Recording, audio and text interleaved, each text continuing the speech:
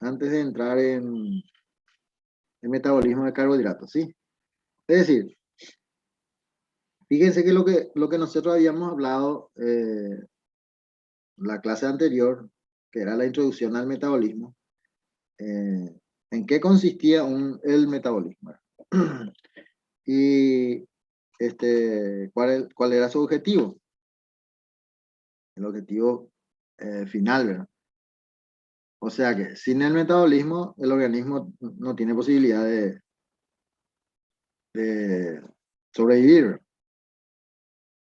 Como ya habíamos dicho, se dividen en dos grandes partes o vías, que es el catabolismo, que es el proceso degradativo en la cual las moléculas nutritivas complejas y más grandes, como glúcidos, proteínas, lípidos, se convierten en moléculas más sencillas. Sería el catabolismo. Y se van a convertir, por ejemplo, en ácido láctico, ácido acético, dióxido de carbono, amoníaco o urea. Cualquiera de ellos, dependiendo del cuál sería el origen, ¿verdad? O cuál sería la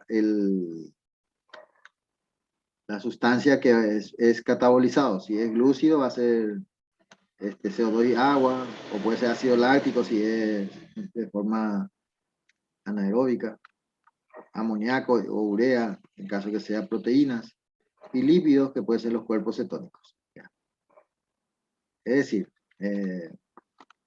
cada especie química metabolizada tiene su final.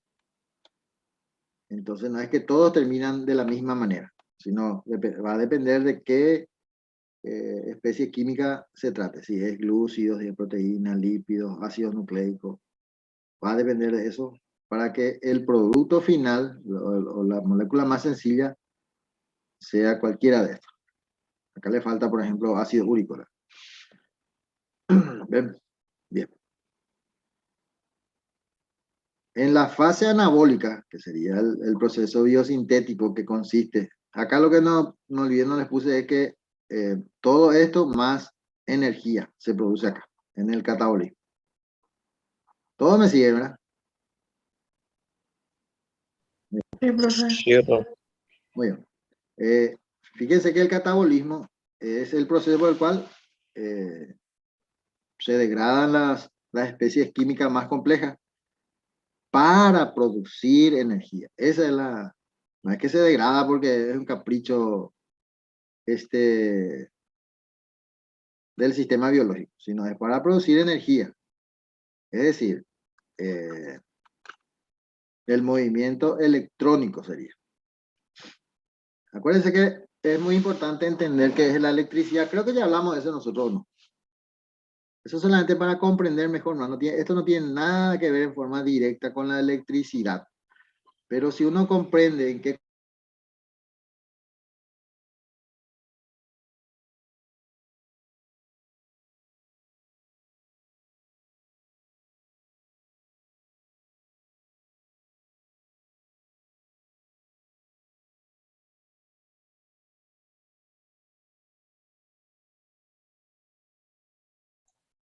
¿Te fuiste, profe?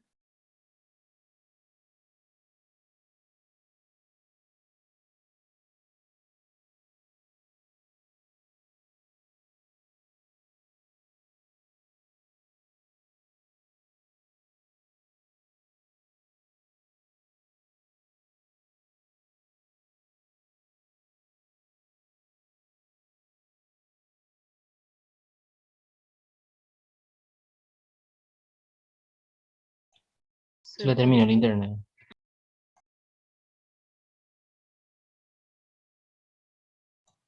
Vía libre. Se cortó su línea. No me...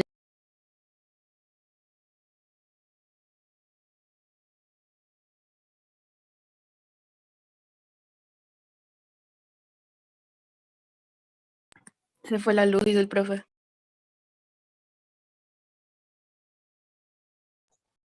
Pasa para otro día la clase.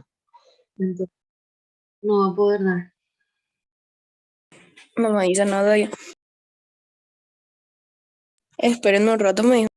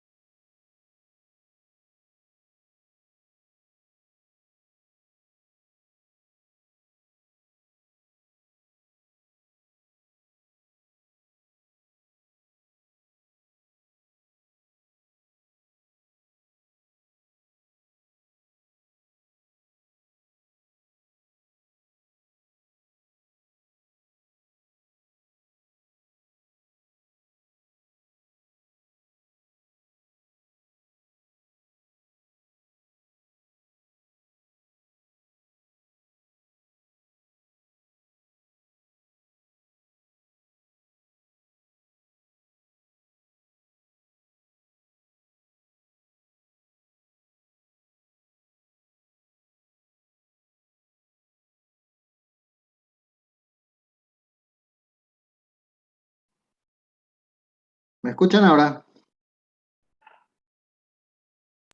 Sí, profe. Hola. Sí, profe. Se me fue la... Me decía que no funcionaba el micrófono. No sé por qué. Bien. Esto ya dijimos. Bien. Y en la fase anabólica ocurre lo contrario, ¿verdad? De moléculas pequeñas o más simples se forman sustancias más complejas y utilizando la energía que se produjo en el catabolismo. Es decir, lo más importante entender de el detalle de que siempre van a estar, van a ser interdependientes y simultáneos.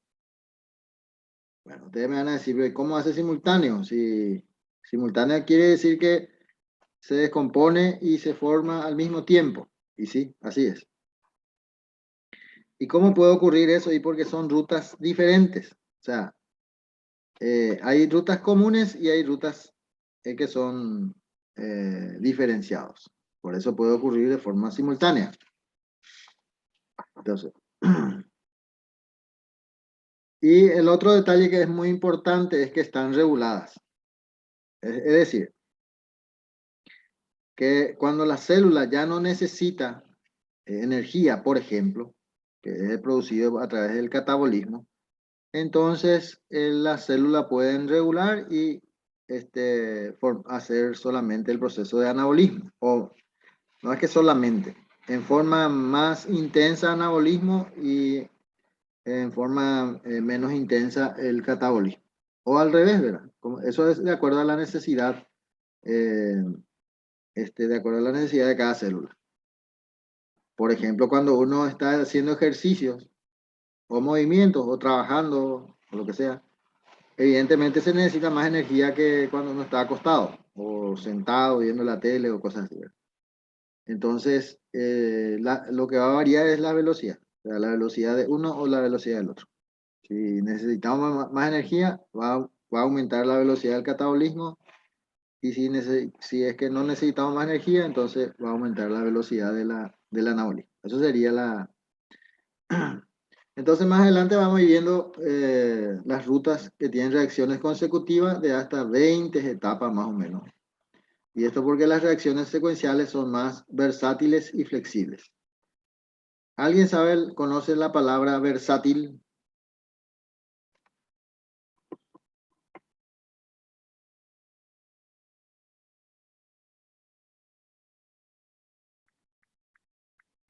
¿Nunca escuchaste la palabra versátil? Que se puede adaptar o se puede utilizar de cualquier manera. Más o Claro, se puede modificar. Se utiliza mucho en las propagandas. En las propagandas se utiliza mucho la palabra versátil.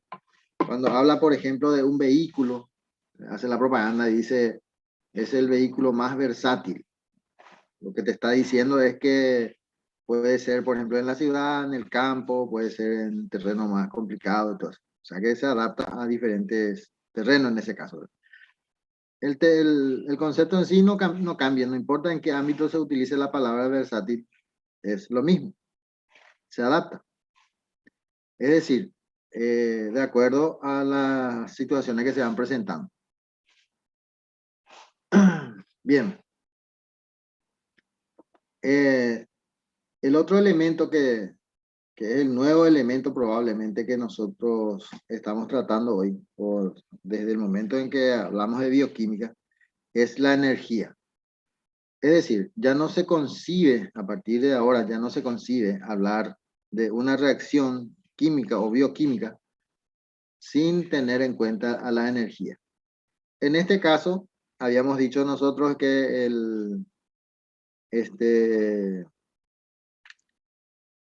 la molécula energética que de mayor utilidad en el sistema biológico es el ATP. ¿Sí? Fíjense que le tratamos como una molécula, no como una, es como decir ácido sulfúrico, ácido, lo que usted diga, el sulfato de sodio, bicarbonato de no sé qué cosa, es que son moléculas. Y esto es una molécula, ¿verdad? Y se llama ATP, adenosín trifosfato. Bien, más todavía que ya habíamos hablado en la clase anterior, ¿cómo se llama?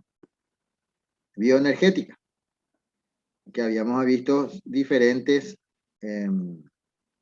moléculas con energías diferenciadas, uno mayor que otro, y si ustedes se acuerdan del gráfico, resulta que el ATP está en el medio, no es la más energética. ¿Cuál era la molécula más energética que habíamos dicho?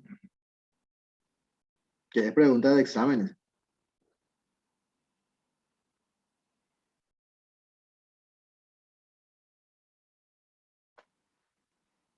¿No se acuerdan?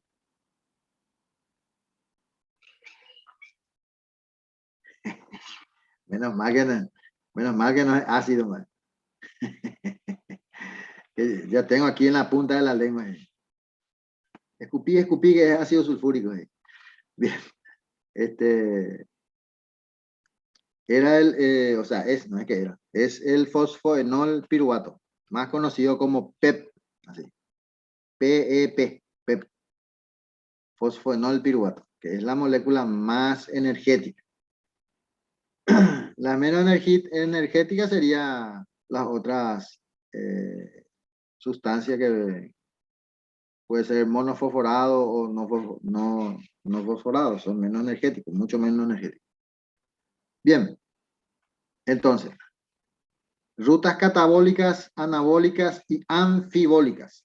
A ver, fíjense que ahí tenemos otro elemento más. ¿Alguien conoce más o menos qué significa anfibólica?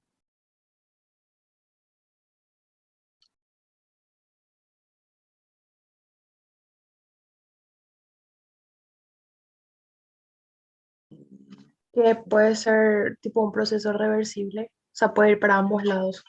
Para ambos lados, sí. Puede ser. Entonces, es importante entender el concepto de anfi. Por ejemplo, ¿ustedes conocen algún anfibio?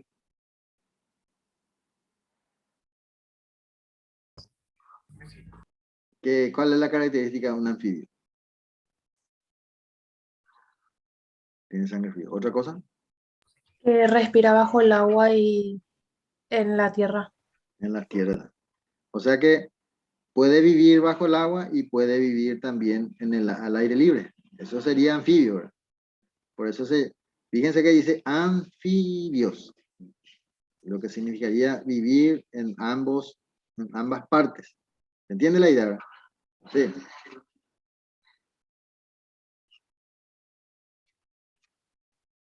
Claro, a eso es lo que quiero llegar. O sea que, fíjense, bueno, mi forma de aprender las cosas, les cuento, ¿verdad? Es todo un un misterio, ¿verdad? Porque si yo no entiendo el significado, no aprendo. Entonces siempre trato de enseñar también que se entienda el significado en términos comunes, de tal manera que el alumno, si no se acuerda, pueda deducirlo. Bien, entonces, anfibolismo entonces sería en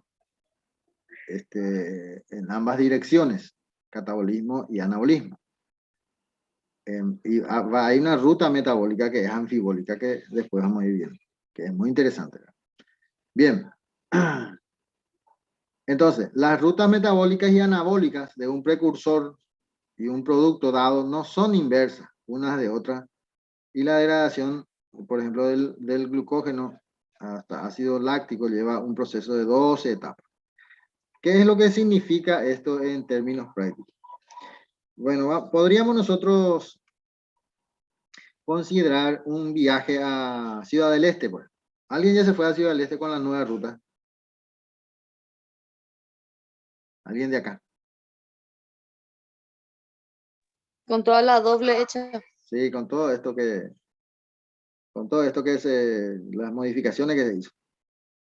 Ya está ahí, Sí, está curvino, ya. Bueno, Yo a menudo, doctor. eso. Lo encontraban de antes, tipo. que tienen plata. Recuerda. Bien. Bueno, a modo de Había ejemplo, que no. guardo. ¿Eh? Había sido guardar. Vas a poder guardar. Está bien. Bueno, a modo de Necesitaba paralelismo. lo doctor, avísame nomás. Eso. Muy bien. A modo de paralelismo, nomás quiero mencionar la ruta que va a Ciudad del Este.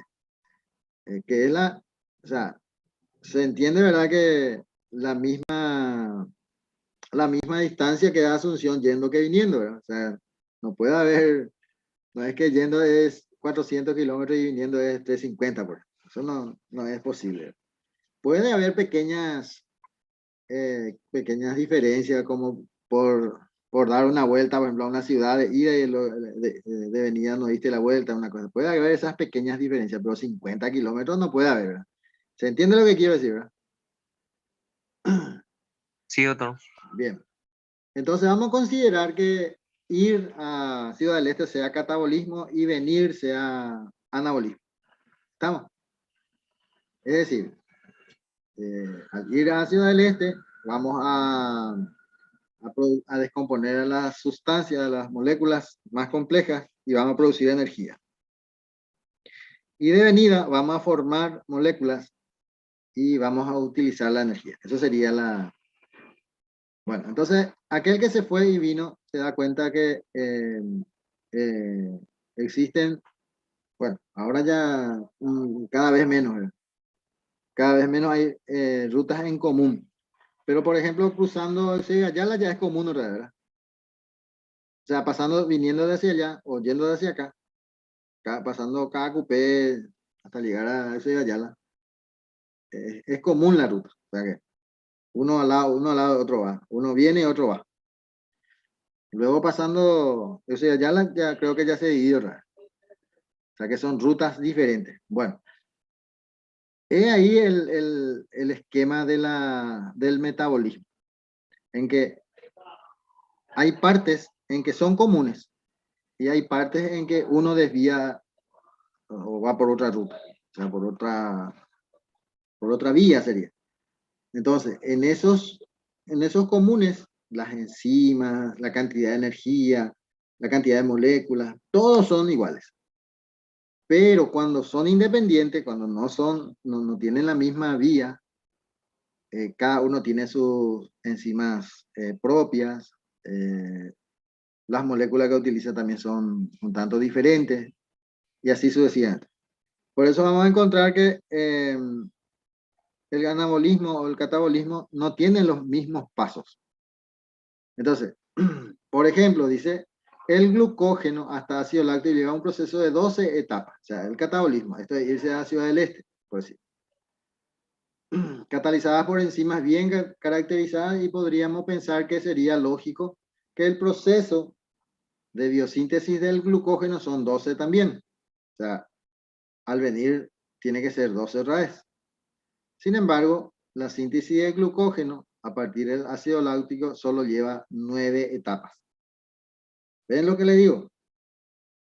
Eso es porque hay algunas vías comunes y hay otras que, por ejemplo, de ida uno va recto y de venida tiene que bordear la ciudad, por ejemplo. Entonces, bueno, en ese caso ya no va a ser tan exactamente igual el kilometraje. ¿Comprende lo que le digo, verdad?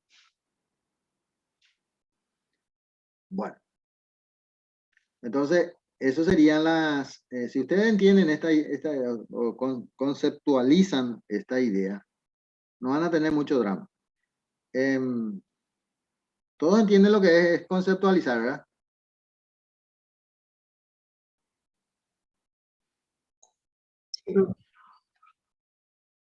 Bien.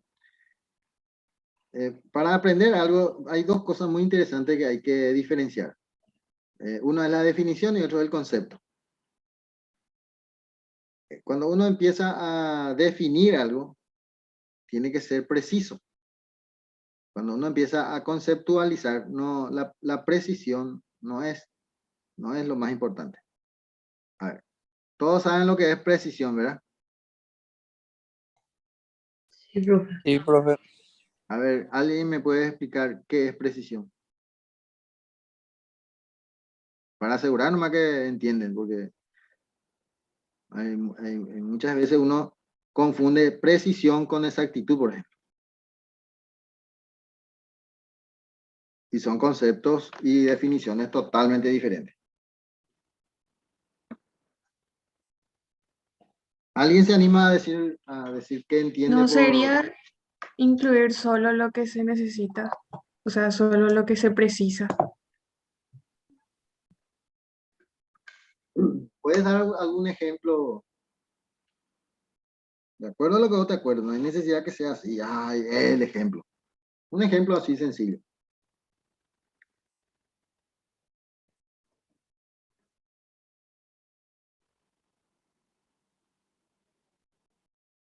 O alguien puede Y mejorar ese concepto. ahí dice, profe, que se refiere a la ejecución de algo de la forma en que fue planeado. Eso sería precisión. Sí, precisión. ¿Y cuál sería entonces la diferencia entre exactitud?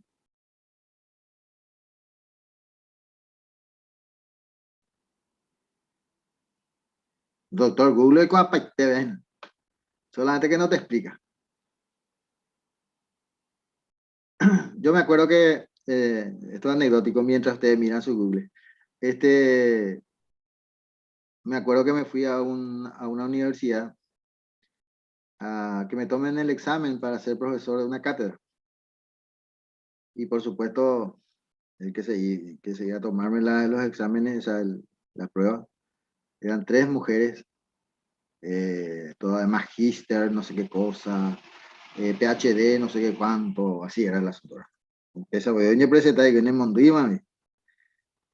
Y entonces proyecté una, igual similar al que le estoy mostrando ahora, proyecté así un escrito y le pedí a una de las mujeres que me lea el contenido. Entonces empieza a leerme, ¿verdad? Y la pregunta entonces, ¿y usted me puede explicar lo que leyó? Eso le hice yo la pregunta. Y la verdad que no me dice. Muy bien. Gracias a Dios, entonces me tiene que contratar usted para que yo pueda explicarle. Bueno, en eso consiste entender algo. En que vos puedas, de alguna manera, fíjense que yo también siempre digo que si tu mamá entiende, suponiendo que tu mamá no sea médico, ¿verdad? Suponiendo que tu mamá sea arquitecta, economista o ama de casa. Estamos hablando de eso. Cuando vos estudias algo que vas a exponer o vas a rendir y te vas y le explicas a tu mamá lo que vos entendiste y ella dice, sí entendí y te puede explicar lo que entendió, eso quiere decir que vos ya sabes lo que... ¿Se entiende lo que quiero decir, verdad? Sí, doctor. Te tiene que entender alguien que no es del área cuando vos le explicas. ¿Se entiende? O sea, si tu papá es un médico y vos le explicas, bueno, sí, ya está, ya entendí, te va a decir, por supuesto. Pero si tu mamá es economista y vos le explicas algo de bioquímica, de fisiología o de anatomía o lo que sea, no tiene por qué entender ella. Pero si vos le explicas y entiende, es porque vos ya sabes. Bueno, esas son las medidas para saber si uno sabe. Por eso yo insisto con que ustedes me expliquen lo que ustedes entienden. ¿Para qué eso es? Para que yo pueda tener idea de qué es lo que ustedes entienden cuando dice algo. En este caso, podríamos poner la precisión y la exactitud como algo similar, pero son diferentes, conceptualmente y por definición. Si nosotros tenemos valores verdaderos, mejor vamos a poner una diana. ¿Conoce usted la diana, verdad? Los que van al cuartel seguro que dice que sí, pero los que no van al cuartel también, pregunto.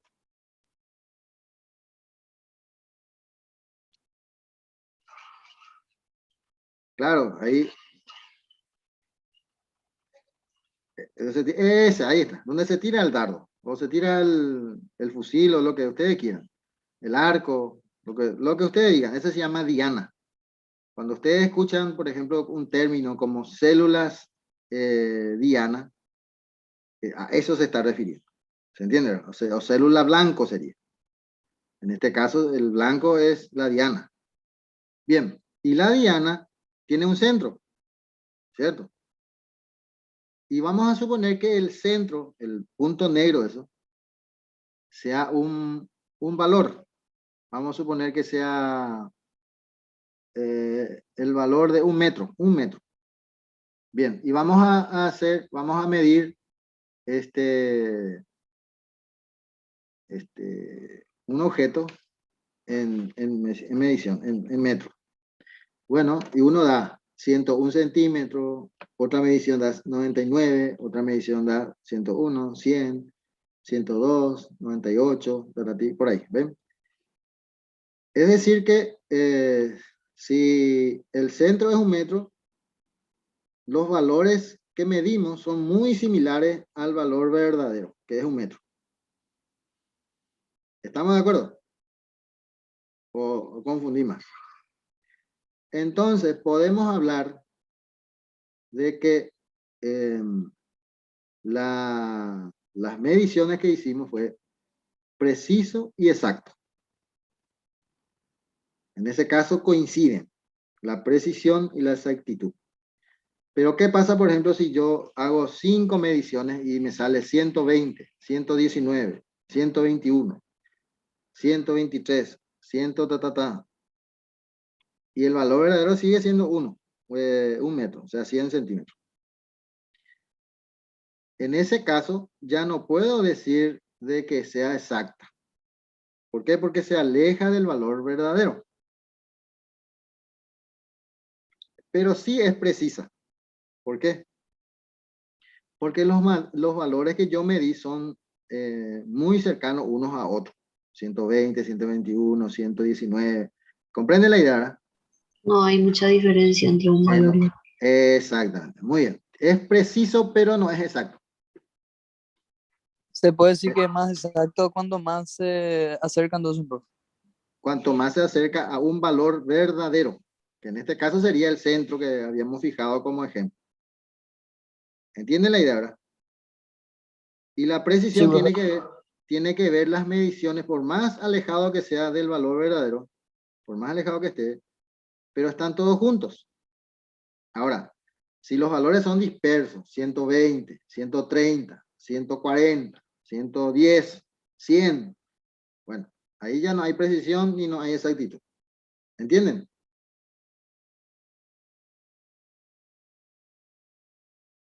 Muy bien. Esto es muy importante que ustedes entiendan. Bueno, se llama cálculos de errores. Bien. Entonces, a lo que decimos es que en este caso, al tener dos vías, anabólica y catabólica, que en apariencia deberían ser igualitas, de ida que de venida, entonces es importante entender que no siempre va a ser así. Es más, nunca es así. Porque entonces perdería el objeto de la regulación, que es lo más importante en el metabolismo. O sea que se tiene que poder regular el metabolismo, de tal manera que la célula no tenga que producir siempre energía o consumir siempre. O sea, que solamente cuando necesita produce y solamente cuando necesita utiliza. Y esa regulación es muy importante, ¿verdad? Entonces, ahí radica la importancia de esta diferencia de las rutas. También puede diferir en otros aspectos importantes. En las células eucarióticas tienen localizaciones diferentes. ¿Saben lo que son las células eucarióticas? Supongo, ¿verdad? Si no saben, me dicen, le explico, no hay problema tampoco. O si no se acuerdan. Sí, sabemos, profe. ¿Eh? ¿Qué pasó? Sí, sabemos. Ah, muy bien, eso. Todos saben, ¿verdad? Eso que duermen y todo, saben todo. Muy bien. Sí, La profe. célula... No, lo que pasa es que a mí no me gusta continuar cuando hay algo que no que tenga la posibilidad de no ser entendida. Entonces no me gusta continuar porque después más adelante ahora eso va a complicar todo. Bien, las células eucarióticas tienen localizaciones diferenciadas. ¿Qué significa? Es decir, que están compartimentalizados, o sea, tienen compartimientos en que de un lado puede haber una reacción diferente que del otro lado de la membrana.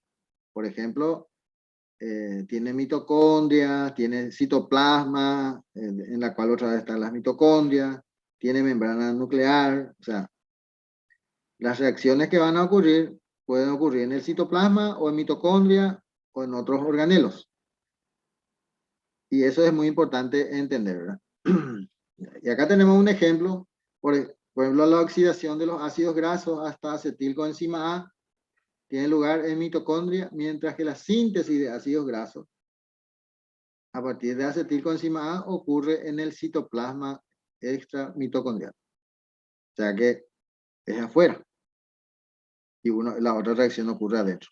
Por ejemplo, adentro de la mitocondria. Si ustedes se dan cuenta, entonces, si yo pregunto, por ejemplo, cosa que para mí es lógico, pero a veces para el alumno no es tan lógico, que en los glóbulos rojos sí puede haber metabolismo de ácidos grasos.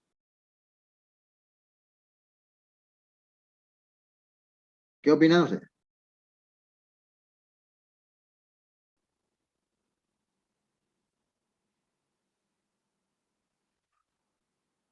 Hola. Estoy todavía Creo con que ustedes. no, profe, porque ellos no tienen No, organelos. ¿Tienen qué cosa? Por ejemplo. Principalmente no tiene mitocondria. Eso. Muy bien. Ven que no tiene núcleo. Muy bien. O sea que en el fondo no es una célula eucariótica per se, cuando ya son maduros. Ahora, antes de que sean maduras, evidentemente son eucarióticas. ¿Por qué? Porque tiene mitocondria, tiene organelos, otros organelos y núcleo. Por lo tanto, en sus primeros días, podemos decir lo que son eucarióticas. Y luego se convertiría en un globo, donde su mayor contenido sería la hemoglobina. Pero fíjense un detalle muy importante, que esto que digo siempre repito en todos los años, porque es algo que a mí me llama muchísimo la atención. Que en las condiciones en que están los glóbulos rojos, tendría que ser la célula con menor vida media. Porque no tiene núcleo, o sea, es decir, ya no tiene posibilidad de mejorar su condición una vez que ya maduró. O sea, que ya no puede volver a tener núcleo, ya no puede volver a tener mitocondria, ya no puede, o sea, tiene totalmente limitado su proceso metabólico. Y sin embargo, es la célula que más, en promedio, ¿verdad?, que más vida media tiene. Entre 90 y 120 días. De entre las células de la sangre, ¿verdad? Estamos hablando de entre las células de la sangre. Y es llamativo, a mí me es muy llamativo eso. ¿Por qué? Y porque se supone, ¿verdad?, que una célula con tantas limitaciones no debería vivir mucho tiempo. Eso ocurre lo contrario a lo que uno podría esperar, ¿verdad? ¿Me entienden la idea, verdad?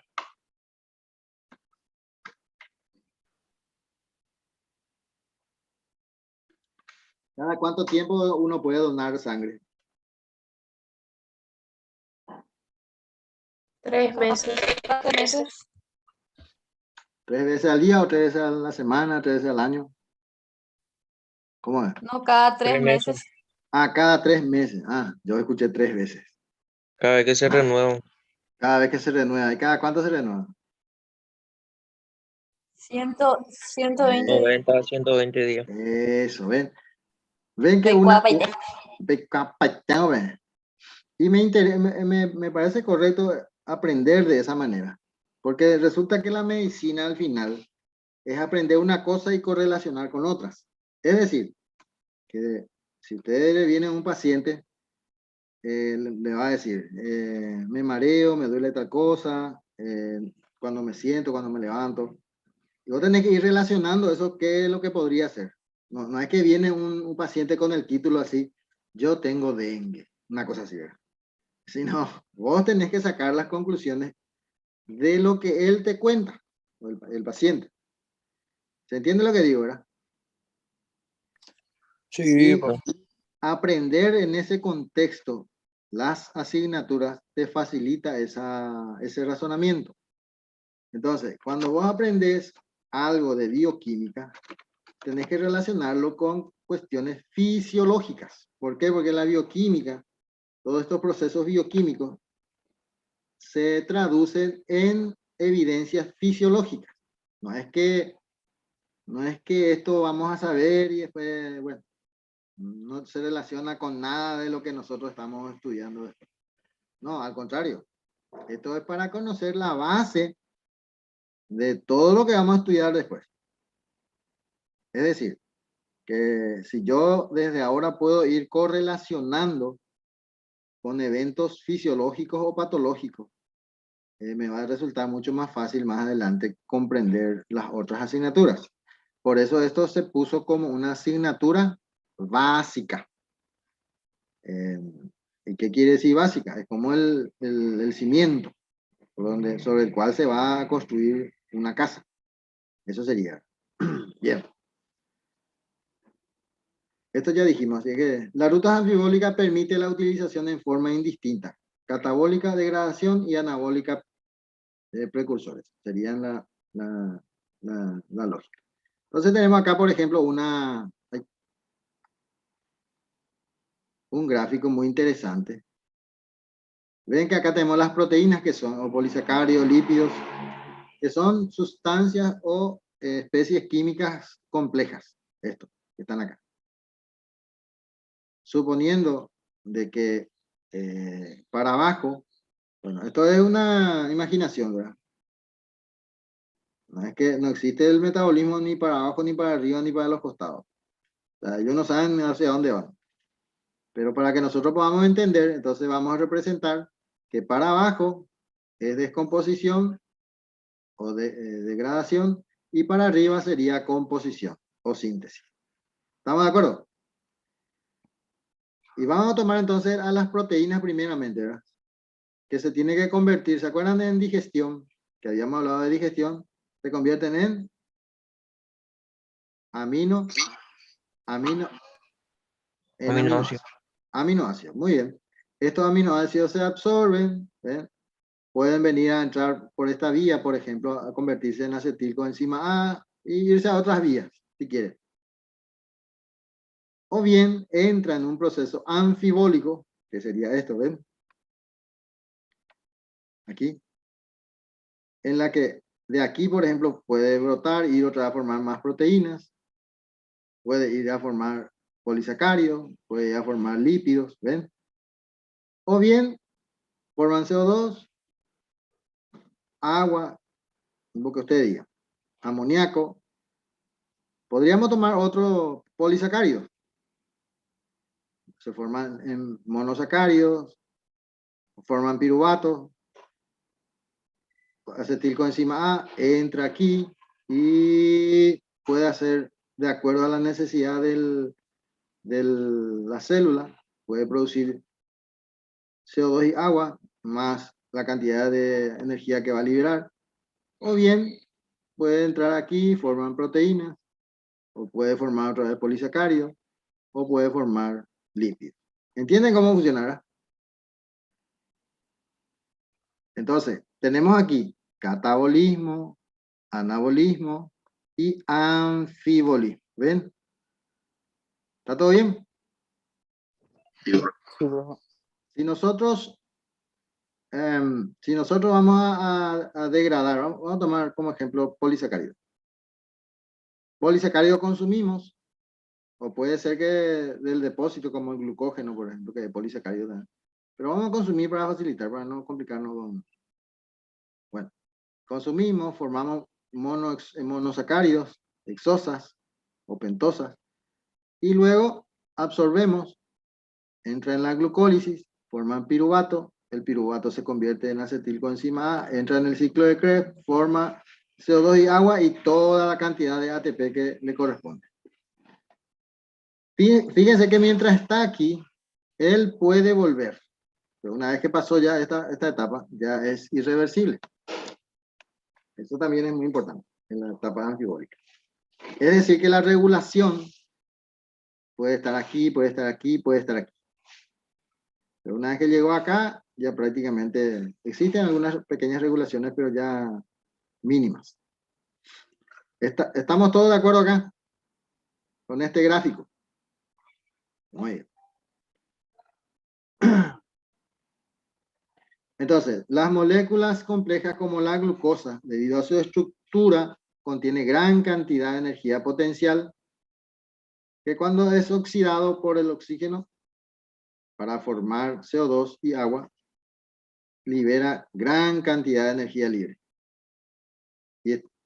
Y esto está liberado para formar cualquier otra estructura. O sea que al ser energía libre, ¿se acuerdan que la energía libre de Gibbs, supongo la clase anterior que habíamos hablado, que es la energía utilizable por las células? De eso estamos hablando.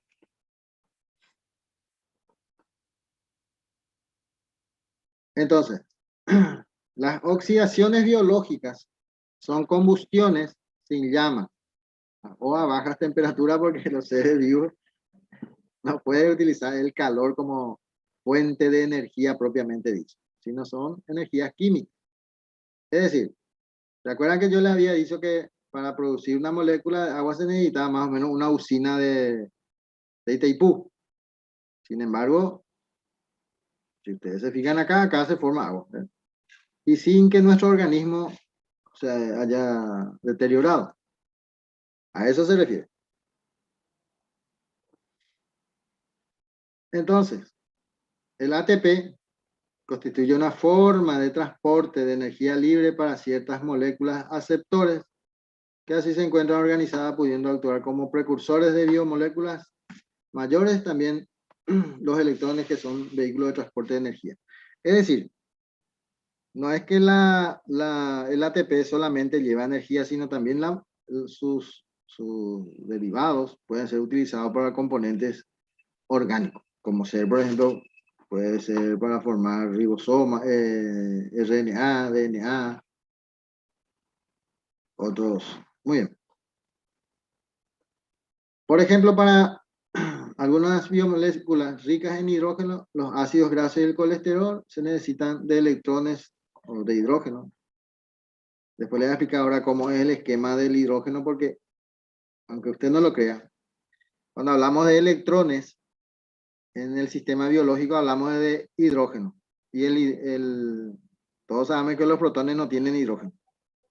Sin embargo, aquí siempre hablamos de electrones. ¿Qué es lo que dije? No se dieron cuenta de lo que dije. Totalmente mal una cosa. Claro, a lo que quiero decir nomás es que en el sistema biológico, cuando hablamos, el hidrógeno se convierte en protón. Y el protón no tiene electrón. ¿Comprenden la idea? Y sin embargo, ustedes van a ver acá que los transportadores de electrones son protones. Que después parece una contradicción, ¿verdad? Parece que no tiene mucho sentido lo que digo. Que más adelante les voy a explicar mejor para que puedan entender esa parte, ¿verdad? Bien.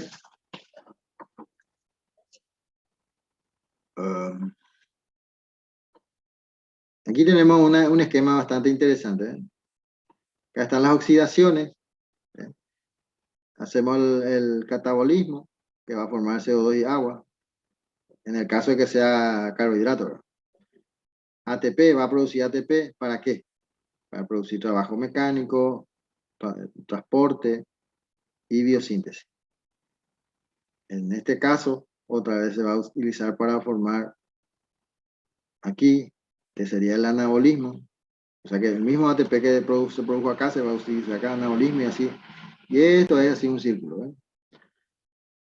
Este otro esquema muy similar. Acá tenemos, por ejemplo, el combustible reducido y el oxidado. ¿Qué es lo que...? Bien, primero tenemos que entender entonces qué es oxidación y qué es reducción. ¿Alguien puede decirme qué es oxidación?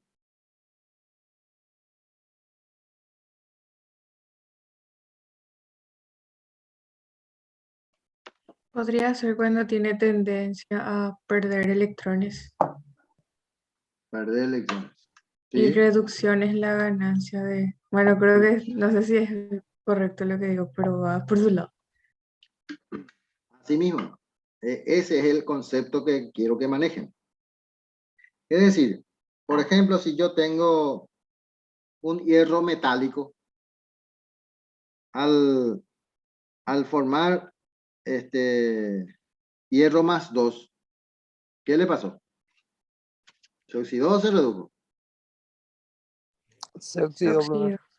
Se oxidó. ¿Por qué decimos que se oxidó? Porque Porque gana electrones. los electrones. ¿Porque perdió electrones o porque ganó? Porque perdió. Porque perdió. ¿Cómo nosotros sabemos que perdió? Por su Porque carga. se queda positivo. Porque se queda positivo. Porque primero era, al ser metálico, su carga es 0. ¿Está bien? Y luego, si pierde 2 electrones, se va a quedar 2 positivos. Si gana 2 electrones, tiene que ser 2 negativos. ¿Se entiende la idea? En este caso no puede ocurrir eso, pero estoy comentando nomás en términos genéricos que eso va a ser así. Entonces, eso es el concepto que hay que tener. Entonces, si nosotros tenemos acá reducido, ¿eh? Reducido quiere decir que tiene exceso de electrones. ¿Estamos de acuerdo? Muy bien. Y oxidado es porque perdió electrones. ¿Estamos de acuerdo? Muy bien. Y ustedes tienen que, otra cosa que tienen que saber es que los electrones no pueden quedarse ahí flotando, ¿no? Es que perdió y a dónde fue el asunto luego, ¿verdad? Eso es lo que hay que captar. Porque perdió electrones, sí, muy bien, espectacular. Ahora, ¿dónde se fue y se metió ese electrón? Eso es lo que hay que entender. Y para entender eso, lo primero que tenemos que saber es que no puede estar flotando ahí, nadando ahí los electrones. Quiere decir que si cuando una sustancia se oxida es porque ya tiene un receptor de electrones. Porque mientras que no tenga un receptor de electrones, esa sustancia no se va a oxidar. ¿Estamos de acuerdo?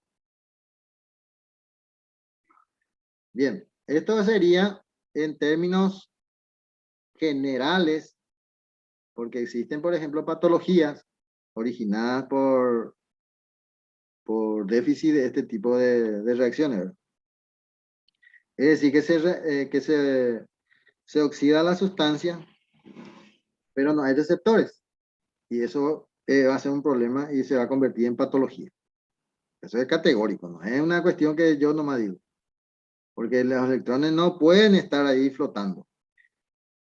Y si el receptor es una sustancia que no debería de recepcionar esos electrones, evidentemente vamos a tener serios inconvenientes. Bueno, y esos son ustedes habrán escuchado que es un problema, no es que sea un problema de los radicales libres en sí, sino el exceso de radicales libres lo que es un problema. Entonces, fíjense que si nosotros tuviéramos un radical sería CH3. ¿Comprende? Es un radical.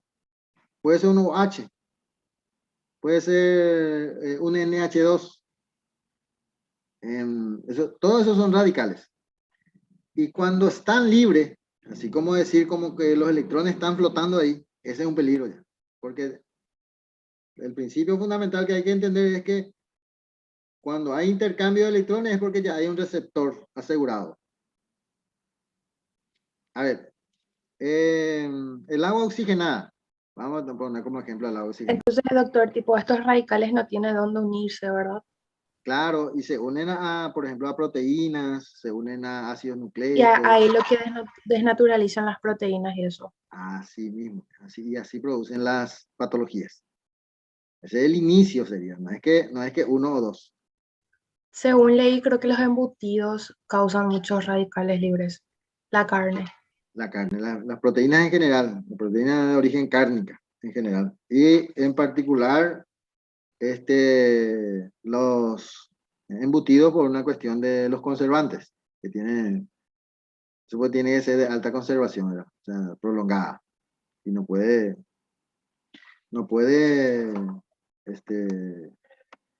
fabricarse embutido y que se descompongan a una semana, ¿verdad? O sea, no sería rentable, ¿verdad?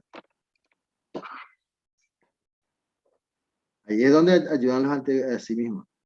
Así mismo.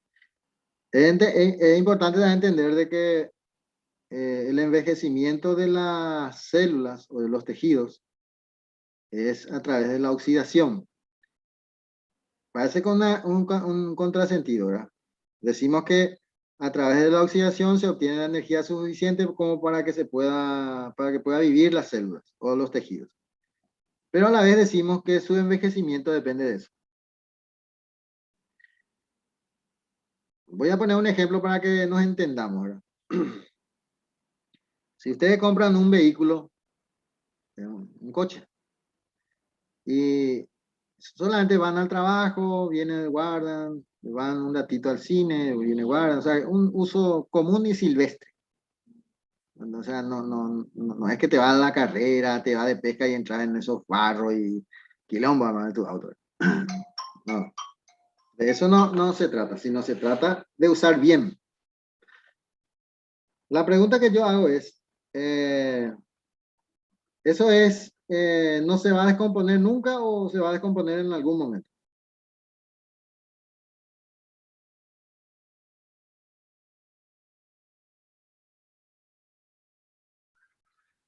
Igual se va a descomponer. Bueno, ese es un proceso natural. No es que si no usas tu auto y dejas eternamente ahí en el garage y solamente sacas para sacar el polvo y limpiar, igual se va a descomponer. Porque es un proceso natural. Ahora, el tiempo en el que se va a descomponer probablemente sea más tiempo, pero el que se va a descomponer, se va a descomponer. Bien, lo mismo le ocurre a los tejidos nuestros. Sobre todo cuando tardan en regenerarse, porque hay que entender una cosa. Cuando nosotros nacimos con unas células y cuando nos morimos, vamos a morirnos con otras células, que no son los mismos cuando nacimos. ¿Comprenden la idea, verdad? ¿O no? ¿Y están de acuerdo con eso?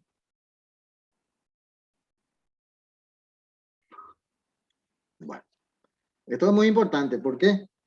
Porque de lo contrario, no podríamos vivir 20 años, 10 años. Probablemente vamos a morir mucho antes si es que no ocurre este proceso de que la renovación celular. Entonces, alguien, por ejemplo, hizo un trabajo sobre el pelo. No sé por qué se tomó con el pelo, ¿verdad? Pero bueno, a lo mejor porque el profesor es pelado. Y ahí describía el tiempo de renovación y toda esa historia del pelo. Y que no es solamente el pelo, no ocurre solamente del pelo, sino ocurre en los tejidos de la piel, en la mucosa intestinal, ocurre en todos lados. O sea, todo se renueva, siempre. Solamente que nosotros no nos damos cuenta porque el proceso es muy lento y muy, para que no... ¿Cómo? Gracias a la mitosis y todo el proceso de la división celular. Ustedes se pueden bañar, por ejemplo, bien. Pueden, por ejemplo, pasarle 10 veces jabón por su brazo y cuando se van al laboratorio y se hacen con con la torunda le pasa un poco de alcohol así y miran así el algodón, siempre va a estar medio negrito. ¿Y qué es lo que le puso negrito? Suponiendo de que te bañaste, ¿verdad? Si es que no te bañaste es fácil la conclusión. La suciedad, ¿verdad? Pero si vos te bañaste bien, te limpiaste bien esa parte de que se va luego pasar la torunda con alcohol, en teoría ya no tiene que volverse negrito, ¿verdad? Sin embargo, se vuelve negrito. Claro, porque los tejidos muertos salen todavía. Eso es así. Y hay etapas en que es más negro que en otras y así sucesivamente. Es decir, que somos más o menos como las víboras, las bóviras. Bien. Ahora, en vista de que más o menos entendimos ya algunos detalles, ¿hay alguna pregunta que ustedes quieran mencionar? O realizar, o no le quedó bien claro algo, o no sé qué puede ser, pero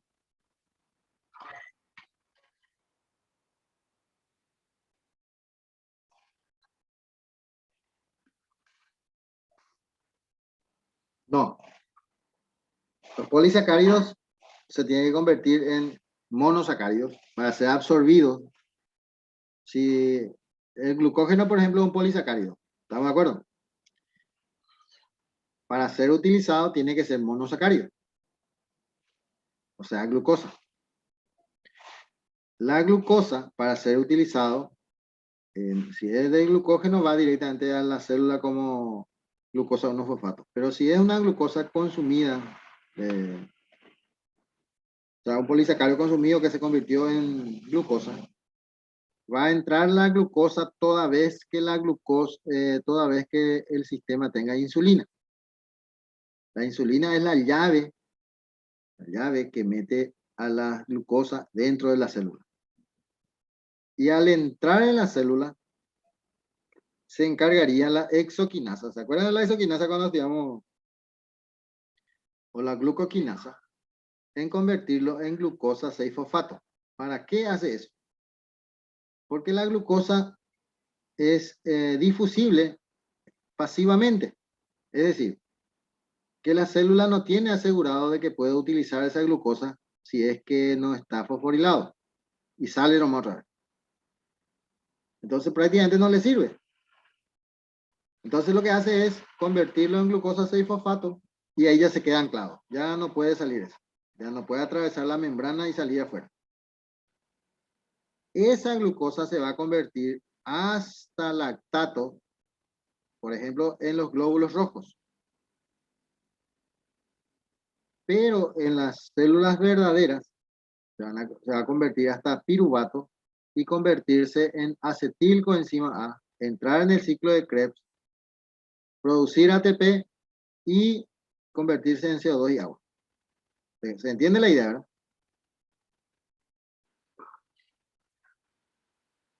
Y en el caso de los lípidos es muy similar. Entran como acilgliceroles, se convierte en, o sea, por lipólisis, se convierte en ácidos grasos más glicerina. La glicerina va por su vía, va por la vía de los carbohidratos, y el ácido graso va por la vía de los lípidos. Y va a convertirse otra vez en acetilcoenzima A, va a entrar en el ciclo de Krebs y va a producir CO2 y agua y energía. ¿Y cuál entonces es la diferencia? ¿Por qué no usamos todos nomás lípidos? Esa sería la lógica, ¿verdad? Porque hay que entender que los lípidos son de más o menos en promedio de 12 a 18 carbonos. Y la glucosa es de 6. Quiere decir que una glucosa produce 2 piruvatos. Es decir que cada piruvato produce un acetilcoenzima, o sea que una glucosa va a producir 2 acetilcoenzima. Pero sin embargo, el caso de los lípidos tiene 12, lo que significaría que va a producir mínimo 6 acetilcoenzima. Es decir, que es de mucho más alta energía y mucho más ATP, evidentemente, de producir al entrar en el ciclo de Krebs. Por eso es que se dice que los lípidos son de más energía que los carbohidratos. Entonces lo lógico sería, ¿verdad?, de que las células utilicen como fuente de energía los lípidos. ¿Para qué veo tanta vuelta con los carbohidratos y después, bueno? Sin embargo, es importante entender de que los lípidos no son difusibles, es decir, no son solubles en agua. Y como ustedes saben, ¿verdad?, que todo nuestro cuerpo, no todo, pero gran parte de nuestro cuerpo es agua. Entonces, el que está disuelto en agua en mayor proporción, en mayor grado, es el que va a ser más útil y más rápido. En ese caso es la glucosa. Ese es el motivo principal por el cual el organismo no utiliza de forma exclusiva a los lípidos como fuente de energía. Es decir, que si nosotros usáramos como fuente de energía a los lípidos, seríamos unos lentos, o sea, porque la energía se va a producir tan lentamente que todos tendríamos que movernos en cámara lenta, ¿verdad? Nuestro pensamiento, todo. No es que solamente el movimiento físico, así, de caminar y todo eso. ¿Comprenden la idea, verdad?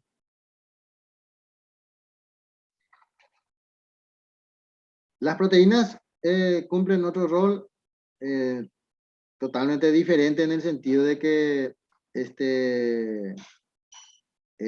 no son muy buena fuente de energía. Si bien se puede obtener de la energía también, pero es un proceso mucho más largo y por un lado, sí.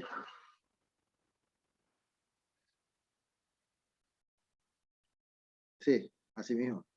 Es decir que el alcohol no produce energía. Es más, el cuerpo humano no tiene la capacidad de metabolizar alcohol. El etanal, no tenemos una enzima que se llama etanal. Es decir, que nosotros oxidamos al etanol, hasta etanal, y después eso ya hay que buscar la forma, el hígado busca la forma de eliminar. Por eso que es muy tóxico, es muy hepatotóxico el alcohol. ¿Por qué? Porque se acumula en el hígado y el hígado busca la forma de eliminarlo y no tiene la enzima que le ayudaría a eliminar. De lo contrario, pues el alcohol sería una fuente de energía, ¿verdad? Espectacular, ya que usted por nada, de paso ya tener energía, ¿verdad? Pero no, eso no es cierto. Bien, ¿hay otra pregunta?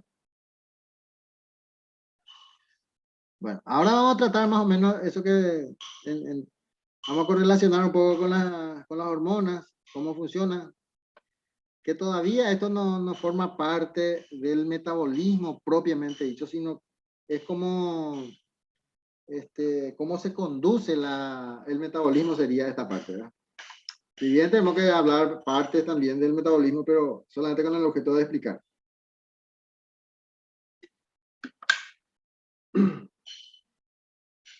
Bien, acá tenemos el esquema. Ven aquí. Aquí tenemos el intestino, acá tenemos el páncreas, vena porta, hígado. Los vasos linfáticos está aquí de adorno todavía, ¿verdad? Porque se trata de glucosa, ¿verdad? La glucosa, como ya dijimos cuando estudiamos digestión, la glucosa va a ser absorbido, va a pasar en la vena porta. En la vena porta, ven, hay unos sensores del nivel de azúcar y ese sensor va a estimular la producción la secreción de insulina y esa insulina entonces va a ayudar a ir al hígado. El hígado una vez que llegó aquí va a distribuir, ¿eh? Va a llevar al cerebro, pues. Va a llevar a formar colágeno, glucógeno en músculos, va a formar lactato en glóbulos rojos. El lactato puede volver aquí al hígado, el hígado lo convierte en piruvato.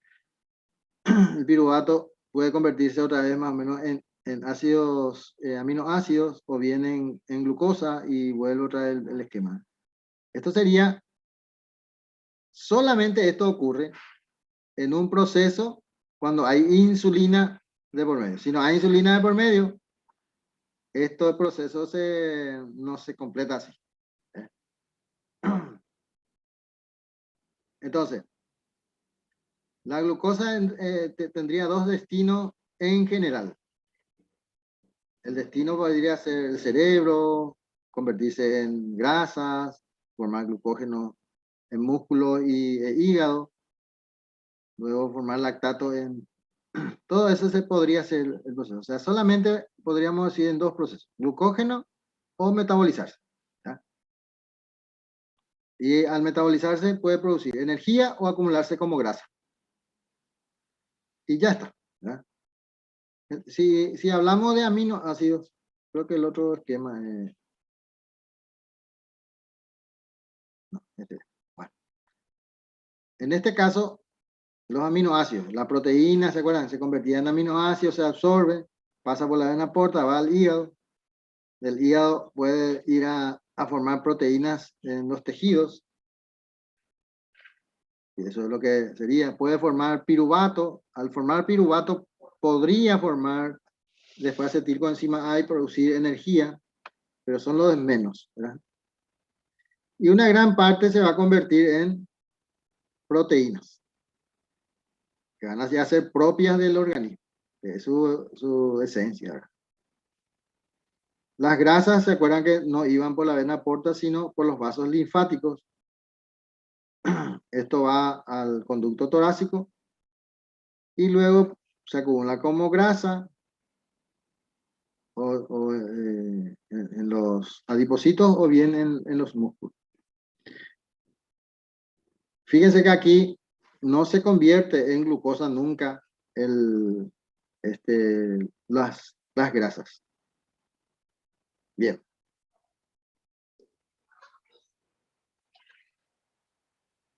Las grasas después vuelven al hígado, pero no pasa, porque la vena porta, ustedes ya dieron anatomía, ¿verdad? Muy bien. La vena porta es un vaso de gran calibre que recoge todos los nutrientes de todo el intestino y lo lleva al hígado. Sin embargo, las grasas no va por acá, va por los vasos linfáticos, al conducto torácico, y luego va al hígado, pero es posterior. Es muy importante también entender que el hígado es como el distribuidor de todo este asunto. No es que acá de la vena porta, ay, yo necesito ya, dice el cerebro y le manda. No, eso no ocurre, porque eso sería un caos. Siempre hay un regulador acá. Luego este regulador va a depender mucho de las hormonas, para que la distribución sea de acuerdo a la necesidad. Si este nivel hormonal se desequilibra, entonces tendríamos el inconveniente, como en el caso de la diabetes. Bien, ahora veamos el mismo esquema, pero la hormona va a ser el glucagón. Bueno. Tenemos aquí el intestino. En el intestino no se aportó nada, no se comió, por decirlo así, carbohidratos. Por lo tanto, si no hay carbohidratos, no se produce, no se secreta insulina. Se va a secretar glucagón. Este glucagón, ¿qué es lo que va a hacer? Y va a remover. Fíjense que la insulina producía, ¿se acuerdan? Glucógeno. Y acá el glucagón lo que va a hacer es remover el glucógeno, va a formar glucosa, va a asegurar que el aporte de glucosa al cerebro, porque el cerebro no tiene otra fuente de energía, y va a distribuir a los músculos, glóbulos rojos, Luego, por ejemplo, este lactato se va a convertir otra vez en glucosa. La alanina, que es un aminoácido, puede formar glucosa y de esa manera aumentar el nivel de, el nivel de glucosa en sangre. Mantener en un nivel normal. El glucagón es el responsable de eso. Es decir, cuando no hay aporte de carbohidratos, el glucagón se encarga de producir glucosa. Cuando hay aporte, sea la cantidad que sea, el responsable va a ser la insulina de mantener en un nivel normal en sangre esa glucosa. Imagínense ustedes tienen, se comieron, no sé, 3 pedazos de torta, después le bajaron cerveza, un montón de lío, su nivel de azúcar estaría ya por 900, por ahí si es que no, si estos procesos no regularan el sistema. ¿Comprenden lo que le digo, verdad? Sí, profe. Todos entendieron ese esquema. Esto también seguramente van a dar otra vez en biología, en fisiología, quiero decir.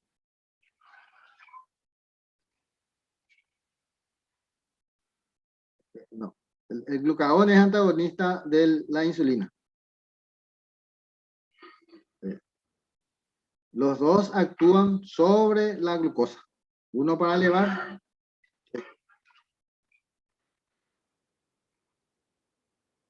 Así mismo. Sube es una forma de decir, ¿verdad? Hay que entender, sube a un nivel normal.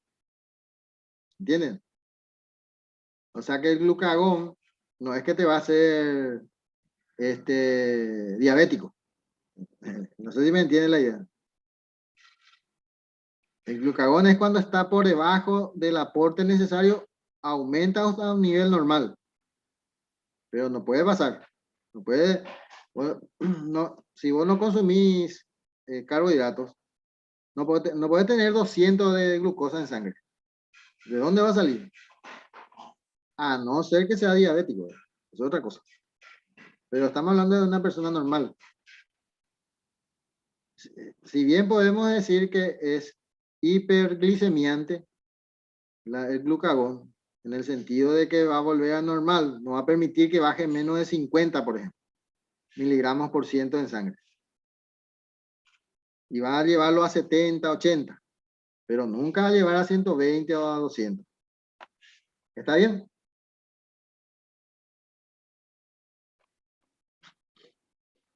Este es un proceso fisiológico.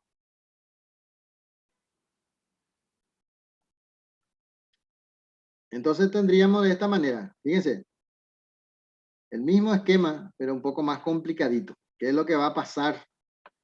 Aquí tenemos, no hay aporte, nada.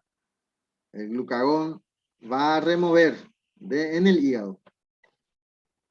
En el hígado va a remover proteínas para formar glucosa. Esta glucosa, fíjense que el cerebro, como no puede estar sin glucosa, entonces el hígado, eso sabe el hígado. Es como si fuera que vos sos un papá, que si sabes que tu hijo se cayó en la pileta, no puedes dejarle ahí, no sé, voy a tomar una cervecita y después me voy a sacarle. No puede hacer eso. Entonces el hígado sabe eso que el cerebro no puede hacer. Entonces lo que hace es obtener glucosa de donde sea para aportar al cerebro. Una vez que aseguró el tema del cerebro, puede empezar a distribuir de otros lados. ¿Se acuerdan que alguien me preguntó ahí qué pasaba con los lípidos? Y les comenté que había un lipólisis, que por un lado los ácidos grasos y por otro lado el glicerol. Fíjense acá, de las grasas se liberan ácidos grasos y glicerol, y el glicerol produce glucosa para producir y enviar al cerebro. ¿Ven?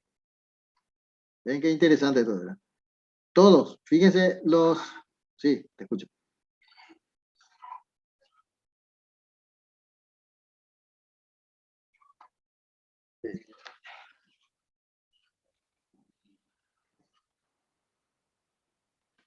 Claro, eso sería la última instancia.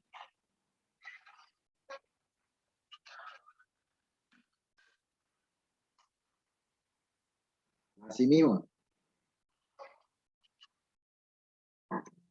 ¿Sí? Si no tiene agua, no hablamos más del tema, ¿verdad? O sea que el agua es fundamental en este caso porque el medio de transporte. O sea, ¿cómo te imaginas que va a llegar esta glucosa al cerebro, del hígado al cerebro? A través del agua. La sangre que es agua. ¿Eh? Si no hay agua, este mismo esquema va a retardarse muchísimo.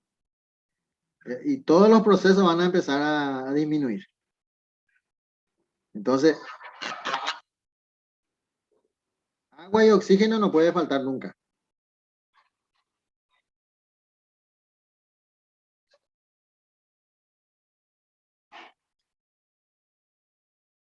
Claro, pues, así mismo, por la deshidratación. Y por la falta de absorción de nutrientes, o sea, por más que coma, igual no se absorbe, ¿no? No le da tiempo de absorción. Si hay absorción es mínimo y luego el transporte es mínimo y todo es mínimo. Entonces, fíjense un detalle muy importante. Alguien acá es bombero, por ejemplo. Acá no hay ningún bombero. No, vaya, gracias. Hay que prestar servicio a la comunidad. Bien, bueno, Cruz Roja. Cruz Roja, bro. Vos sos la Cruz Roja. Sí, doctor. Bueno, y cuando vos te vas al rescate de una persona, sea cual sea la causa, ahí no se pregunta si es, no sé, embarazo, es lo que vos digas. ¿Qué es lo que se observa y lo que se le hace más comúnmente al paciente en la ambulancia? Se mira si es que está. ¿Ah? Lo primero que se hace es suero para hidratarse. Y si uno se da cuenta que está medio dormido y toda esa historia, ¡boom!, le ponen oxígeno, una mascarilla. Así es, ¿verdad? Sí, doctor. Eso, muy bien. ¿Ven qué es lo que le dije?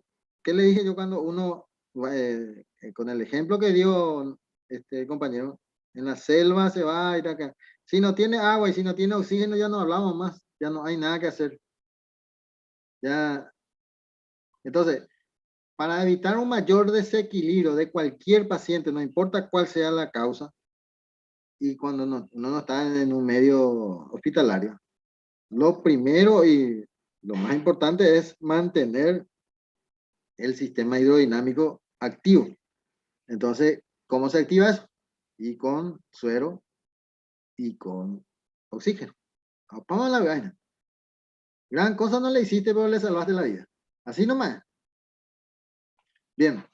Y eso tiene mucho que ver con un esquema metabólico. No es que, no sé cómo voy a decir, no es que el agua del suero y el oxígeno de la mascarilla sea mágico. No es así, sí, es mágico y ya está. No es como como un arte de magia. Sino es colabora a la estabilización metabólica. Eso es lo que decimos, ¿verdad? Bien, por eso la bioquímica es, ¿cómo se llama? A pesar de que no, es, ¿cómo se llama? Emocionante. ¿Por qué? Porque vos te das cuenta de los procesos fisiopatológicos y, y rápidamente puedes llegar a un esquema probable de diagnóstico sin muchos recursos, por decirlo así. O sea, es decir, si vos sos un médico de campo, del campo, y no tenés muchos recursos y tenés muchos conocimientos de bioquímica, podés hacer muchas cosas. Pero de cuándo la bioquímica, bien, a pesar de que ahí Pertile parece que no está tan de acuerdo con eso. ¿Qué ¿Cómo? pasó, profe? ¿Qué dijiste? Ya sabía que iba a reaccionar. A ver, la persona que me dijo, las personas no son así antes, ¿a qué te referías? Y después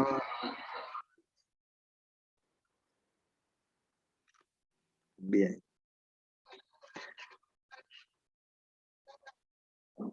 Lo que pasa es que en el Para mí campo, que era de las plantas. O sea, así comenzó, por ejemplo, química farmacéutica, con todo lo medicinal. Pero si claro, tiene conocimiento de las plantas, pues las plantas tienen algunos componentes no químicos.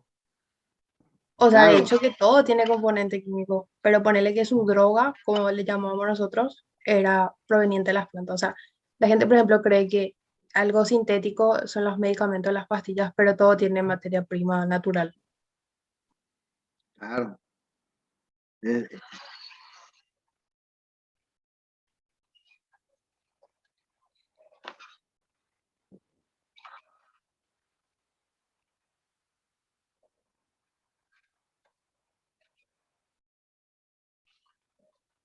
eh,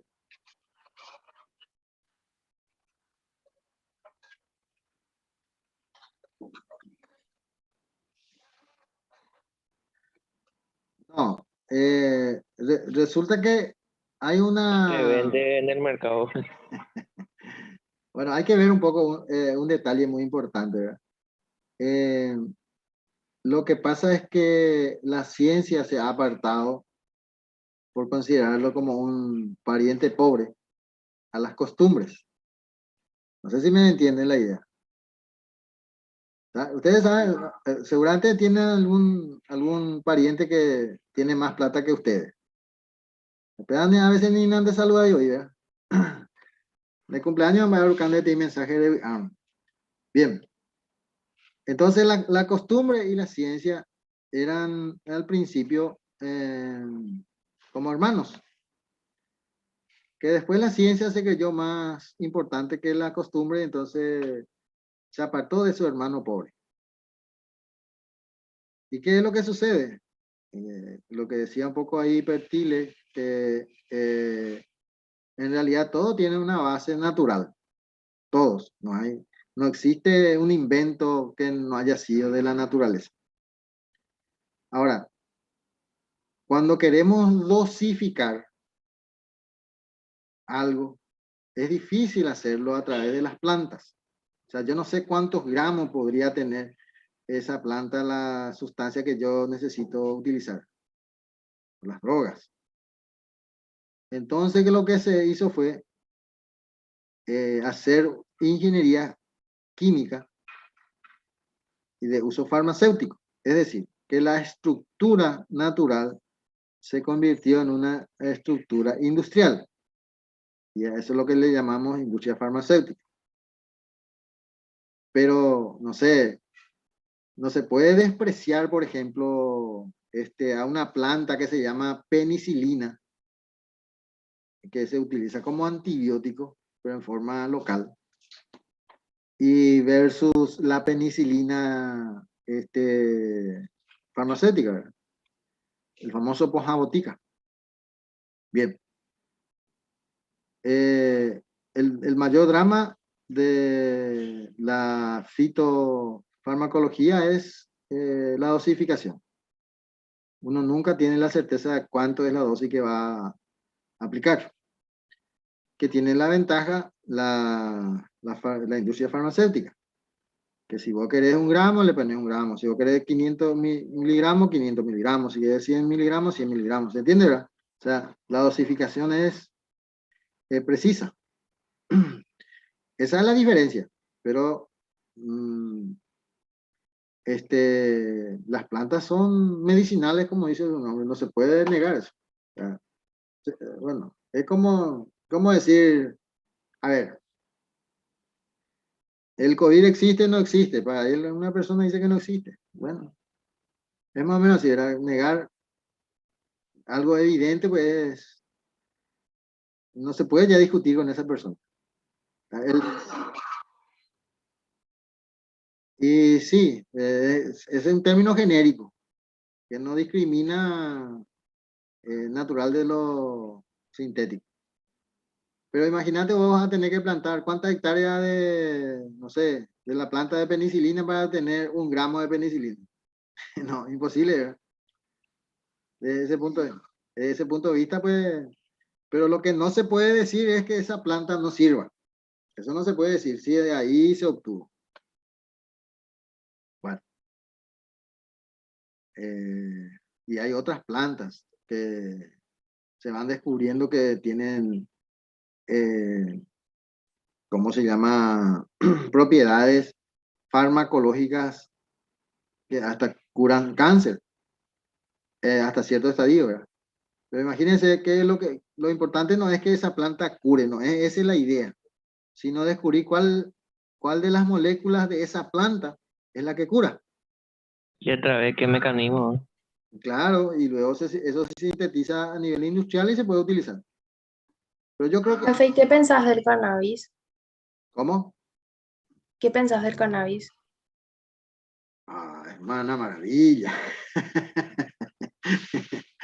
¿En qué sentido me pregunta eso?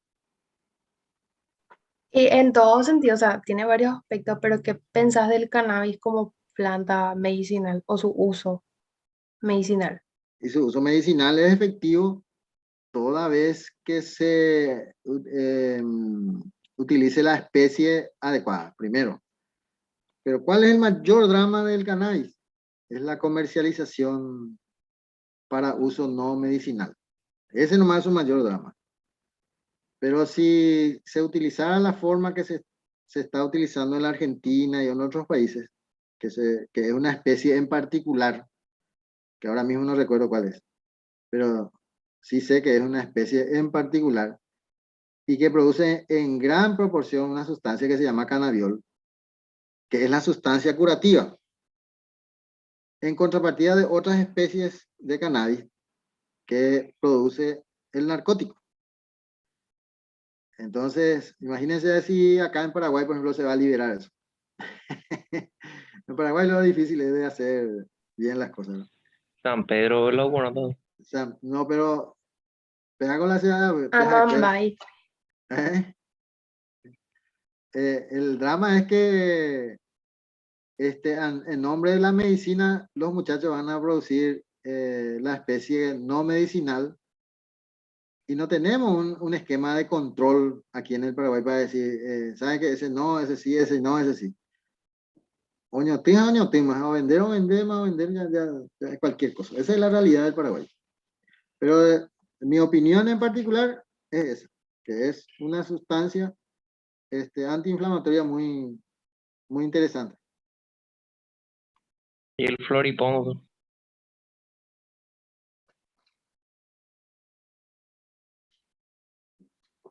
Bien, el floripón, ¿cómo era el floripón? No me acuerdo de eso. ¿Cómo era ese? Una planta también. Sí, me acuerdo que era una... decí un poco porque no recuerdo nomás.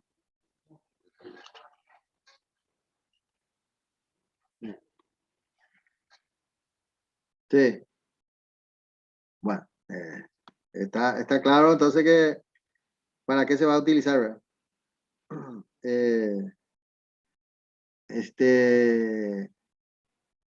Al ser psicótico, ya estamos hablando de otra cosa, ¿verdad?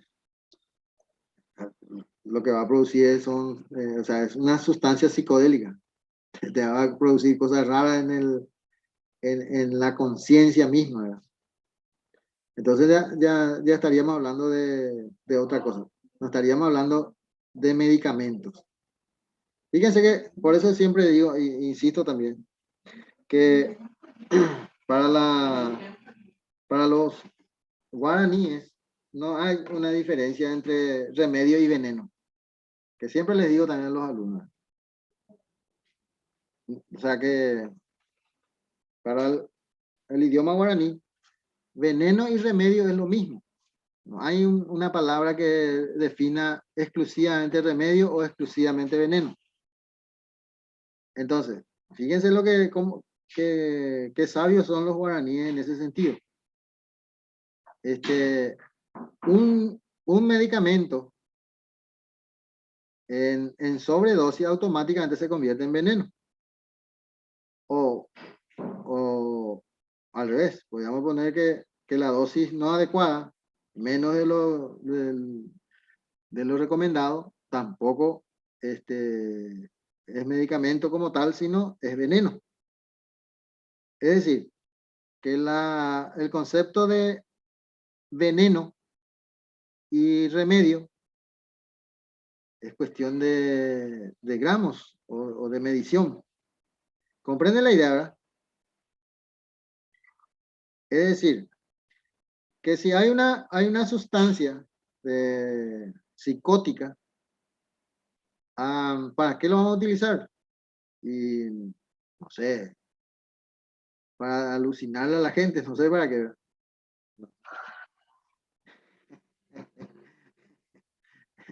Y sí, pero al final no cumple su rol de medicamento. Se está utilizando para otra cosa. ¿Hay, hay alguna cosa que quieran mencionar más?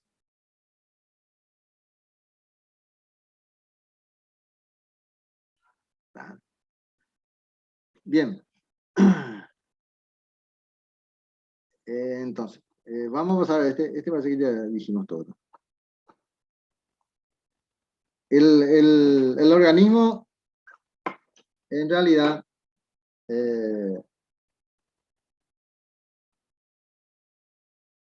tiene tres órganos privilegiados en el metabolismo de los carbohidratos. Y uno de ellos es el cerebro. O sea que el cerebro, al cerebro se le garantiza de que no le va a faltar glucosa. Nunca. Por razones obvias, ¿verdad? Supongo que ustedes ya sabrán por cuál es la razón, ¿verdad? El otro órgano que no le va a faltar son los riñones. Y el otro órgano que no le va a faltar son los testículos. O sea, son los tres órganos fundamentales que si nosotros no consumimos carbohidratos, esos tres órganos van a tener asegurado el aporte. Bien.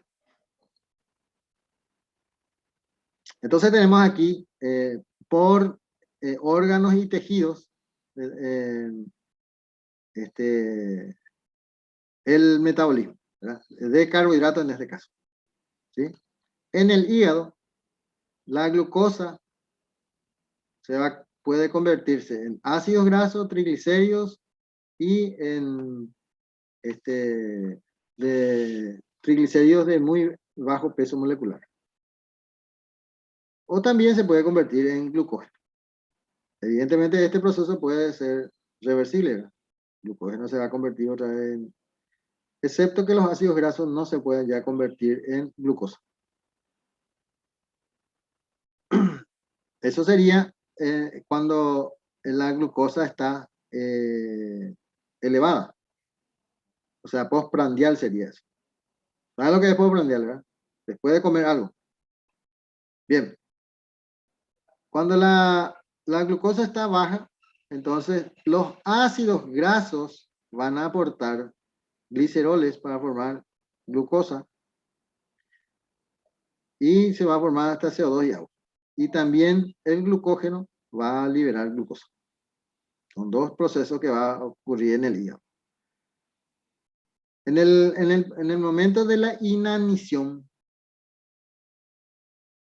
los aminoácidos pueden convertirse en glucosa, lo que son aminoácidos glucogénicos, y los ácidos grasos van a convertirse en cuerpos cetónicos. Eso sería en proceso de inanición. Todos saben lo que es inanición, ¿verdad? Sería el más bajo nivel de desnutrición. ¿Alguien puede mejorar ese concepto? ¿Mm? Ese ya es un síntoma. Bien. ¿Se acuerda que habíamos hablado del ayuno? ¿Cuántas horas era que considerábamos ayuno? No, 12. Puede ser 10, 12, pero 8 ya no. Debilidad no es. ¿Eh? Debilidad. Bueno, Después del ayuno viene ya lo que se llama inanición. Es decir, no comer nada. Ahí se viene la inanición. Cuando vos no comes nada por un largo huelga de hambre, por ejemplo, 10, 12 días, inanición. Eso es inanición ya. ¿Comprende la idea, verdad? Sí, doctor. Fíjense ustedes que si un individuo o un grupo de individuos dice que hace huelga de hambre, famoso, ¿verdad? Ponen su... Bueno, ahora no veo más que se haga, ¿verdad? Pero cuando yo era joven, feliz y soberano, era muy común hacer huelga de hambre. Los gordos parece que para bajar de peso no comían 10 días eso. No, mentira eso.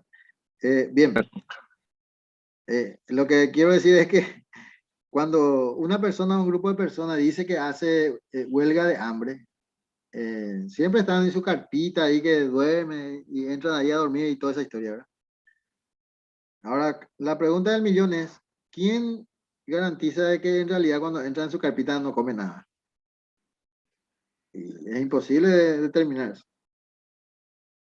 ¿Estamos de acuerdo? No, agua siempre te van a dar. Huelga hambre de agua o hacer y ya morís. Eso no hay, ahí no hay luego discusión ya. Agua sí o sí tenés que tomar. Pero podés dejar de consumir alimentos sólidos. Que sigue siendo bien. Fíjense un detalle muy importante que dice acá. Se producen cuerpos cetónicos, igual. Es decir, que si yo dejo de comer 2 o 3 días,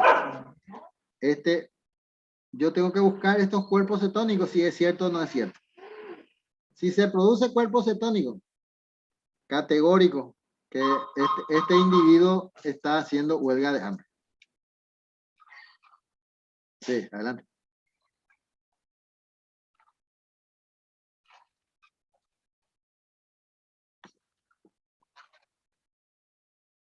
Sí, sí.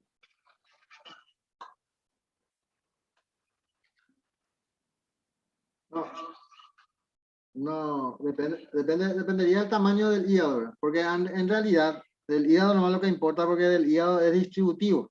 Los músculos solamente se puede utilizar en ese músculo. ¿Se entiende, verdad?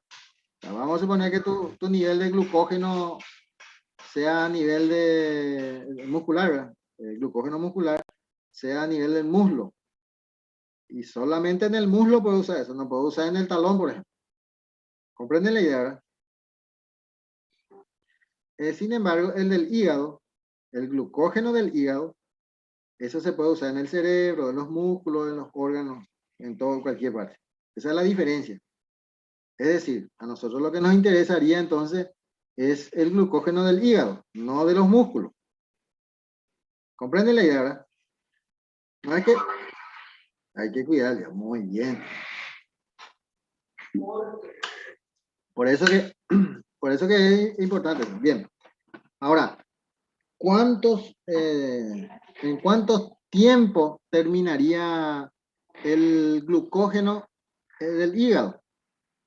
Esa sería la pregunta del millón. O sea, ¿en cuánto tiempo yo voy a utilizar todo esto? Y no pasaría 72 horas. En 72 horas yo ya no tendría reserva de glucógeno en el hígado. ¿Comprenden? Y a partir de ahí, entonces ya voy a producir cuerpo cetónico. ¿Por qué? Porque voy a empezar a utilizar a las grasas como fuente de energía. Y que su producto final son los cuerpos cetónicos. Entonces yo le hago un examen de orina al paciente, a la persona. Y si tiene cuerpo cetónico, es porque hizo huelga de hambre. Inanición, ¿ven? ¿Comprende la idea, verdad? Sí, doctor. Y si Es, no aparece porque se seguía comiendo en su carpita. eso y que hay carpita, yo puse a no sé qué cosa y carú a lo grande, voy a todo al día siguiente, y para la prensa. ¿Verdad? Bien, tejido adiposo, fíjense que tejido adiposo no utiliza glucosa, ¿ven? Solamente su fuente de energía Sería ácidos grasos y triglicéridos. Estamos hablando en el caso de que la glucosa, este es en condiciones de postprandial, ¿verdad? En condiciones de bajo aporte de carbohidratos, los triglicéridos se convierten en ácidos grasos y gliceroles en los músculos, ¿eh? En etapa de inanición no cambia nada.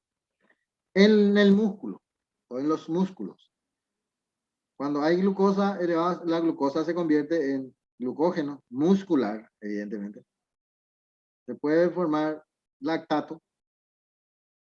El lactato, para que, como un adelanto a lo que sería lo que conocemos como dolores musculares. La producción excesiva de lactato, cuando uno hace ejercicio, por ejemplo, que es anaeróbica, entonces se produce gran cantidad de lactato y eso es lo que hace doler a los músculos. Calambre también. Puede producir calambre también, exactamente. Pero penera tan baja que no te puedes mover. Después, vos te vas al gimnasio, por ejemplo, el primer día. Al día siguiente, te voy a venir camión, vas a andar. Y al tercer día más o menos se te pasa eso. Bien. Cuando la glucosa está baja, los ácidos grasos son la fuente de energía, pueden producir cuerpo cetónico también. Y en etapa de inanición, ácidos grasos y proteínas. Esto es lo que decíamos cuando, como último recurso, utiliza el organismo la utilización de proteínas.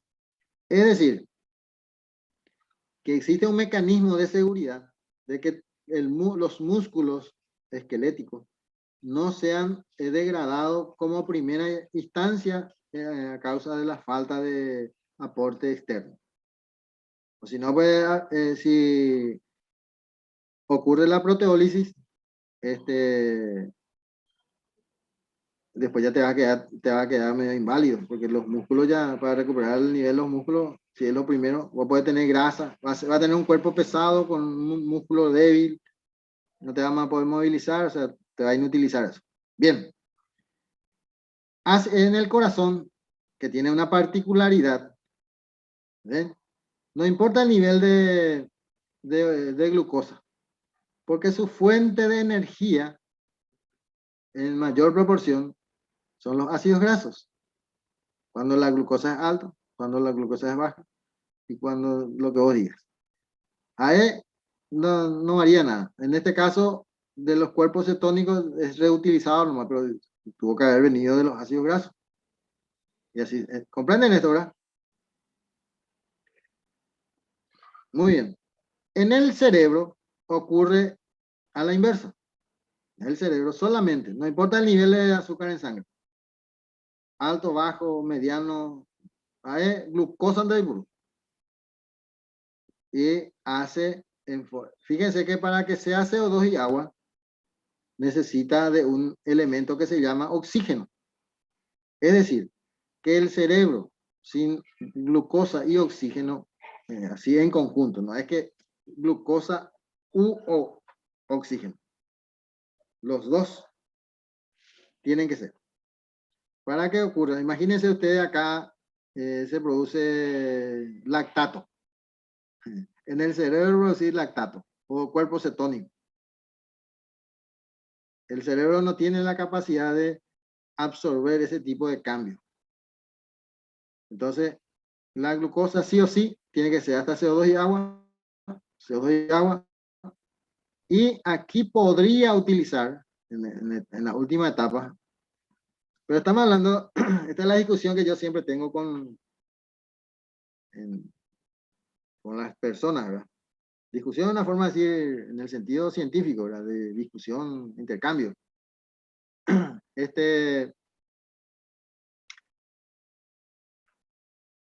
¿Cuánto tiempo lo que puede soportar el cerebro utilizando cuerpo cetónico? Y te dice 3 o 4 segundos. O sea, no tiene sentido entonces mencionarlo, a eso es lo que me refiero. Ahora, si me da tiempo, por ejemplo, entre media hora, una hora o más, para que yo pueda resolver algunos esquemas para que el aporte de glucosa no falte, Pero 2 o 3 segundos, ¿qué tanto te va a ayudar? Nada. Como yo siempre digo, yo pues soy, por decirlo así, anti, ¿cómo se llama? No estoy de acuerdo con la pena de muerte. O sea, eso es una posición personal, ¿verdad? No, pero no, lo que pasa es que no te dice lo que están a favor, te dice, no, silla eléctrica, no más es. No, con una bala resolvemos, no le ahorcamos. O bien le electrocutamos y no sé, o le inyectamos una sustancia letal. Ah, ya la pregunta que siempre me hago es si al condenado le va a importar si es bala, si es electricidad, si es ahorcamiento, si es, no sé qué ustedes opinan. Si cada uno de ustedes va a ser condenado a muerte y vos vas a tener que elegir cómo nomás. El cómo nomás es la diferencia. Problema no tanto ahí. Menos ¿Eh? doloroso. ¿Y cuál sería menos? O sea, la parte eléctrica, por ejemplo, un shock de 2000 voltios por tu cabeza, chau, ya, ni ñandui. Te pone, no es que te vas a quemar, bro, solamente en las películas se ve eso. Tú te pones un casco con un trapo mojado Inyectable, digo yo. o inyectable también. Pero mientras vos ves que viene el suero por por tu vida, pene corazón o Z. No sé si me entienden la idea. O sea, o si es, ¿cómo se llama? Fusilamiento y bueno, te van a poner ahí un trapo por la cara, no vas a ver que te están disparando, una cosa así, ¿verdad? En el fondo yo creo que los que están a favor de la pena de muerte, lo que trata de proteger es al ejecutor, que no se sienta culpable. Por ejemplo, si va a ser por fusilamiento, no se sabe quién es el que realmente disparó, ¿verdad? Se pone ahí 5 ñatos y todo tiene balas de salva menos uno. Y nadie sabe cuál de ellos es. Justamente para no tener ese sentimiento de culpa de la muerte de una persona, ¿verdad? Bien. Y la misma cosa ocurre con los otros eh, medios de... Pero bueno, a lo que voy nomás es que la misma cosa ocurre con el amoníaco. El amoníaco es hepatotóxico y también es neurotóxico. La discusión hasta hoy día es que si primero infarta el hígado o primero infarta el cerebro. Esa es la discusión hoy en día. Claro, eh, no sé cómo te voy a decir. Que haya una Doctor, ¿por qué no diferencia. estás de acuerdo con la pena de muerte? Y porque es una pena ya irreversible. Es decir, bueno, ustedes no vivieron la etapa o habrán escuchado por lo menos. Supongo que no vivieron, ¿verdad? Porque nacieron después de la dictadura acá en el Paraguay. Y algunos, por desconocimiento, por ejemplo, dicen, antes había más seguridad, que dormíamos con el portón abierto, que ahí en el patio, una cosa así. Habrán escuchado esas versiones, ¿verdad? Que era cierto, ¿verdad? O sea, yo viví esa parte y yo, no sé, ahí en el patio de mi casa que tenía solamente alambrado, dormía afuera, ¿verdad? Sin problema. Y nadie me molestaba. Eso es cierto. Pero ¿cuál es el problema con el poder? Es que se utilizaba para venganzas personales. Por ejemplo, había un vecino que te molestaba o no te gustaba el color de su cara, su pelo, lo que sea. Y vos tenías que ir nomás a decir que era comunista y al día siguiente ya venían, le hacían tapa. ¿Verdad? Bueno, y ese hacía el Estado, no es que hacía un bandido, como ahora hacen los... no, la Operación Cóndor es internacional, o sea, ahí estaba involucrado Chile, Argentina creo que Uruguay y Paraguay. Pero el esquema político de acá era así, o sea, vos no podía ser, no podía ser, no podía pensar diferente al resto. Piragüey, Y convertirte en guerrillero, bueno, eso ya es otra Piragüey, historia. el famoso Piragüey. Sí, el famoso Piragüey, exactamente, ese era el esquema. Y bien, si eso ocurrió en el Paraguay, ¿quién te dice que la pena de muerte, alguien que tiene poder, por ejemplo, impulsa contra vos y te van a matar legalmente, te van a matar? No es que el otro va a ser un asesino, sino legalmente.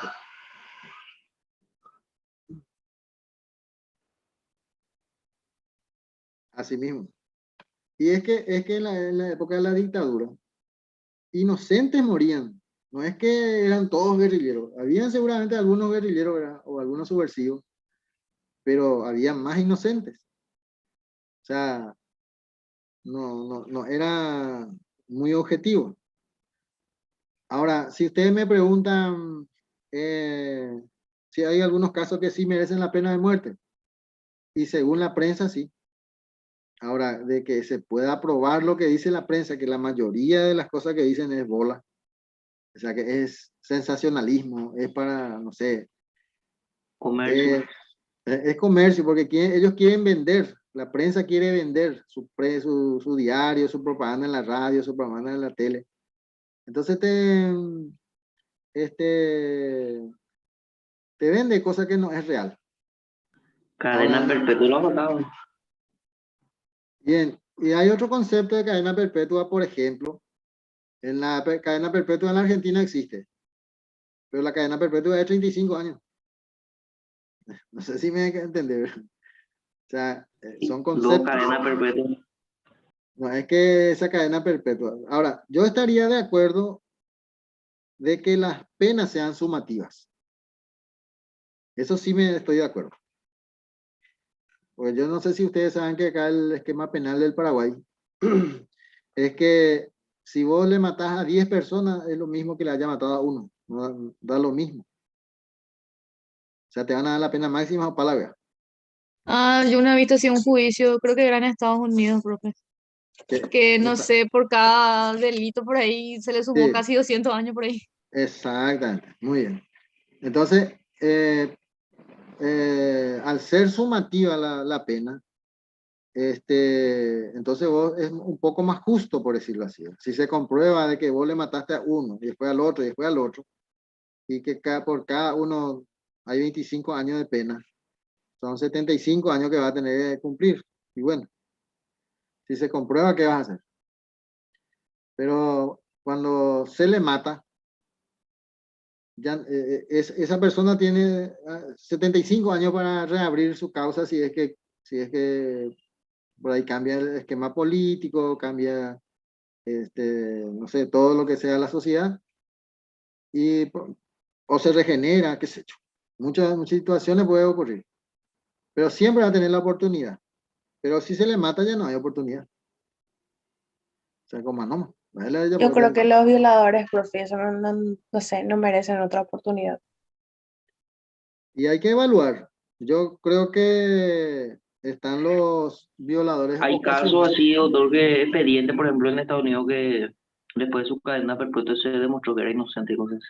También, sí, existen. Entonces, por eso digo, estamos hablando de los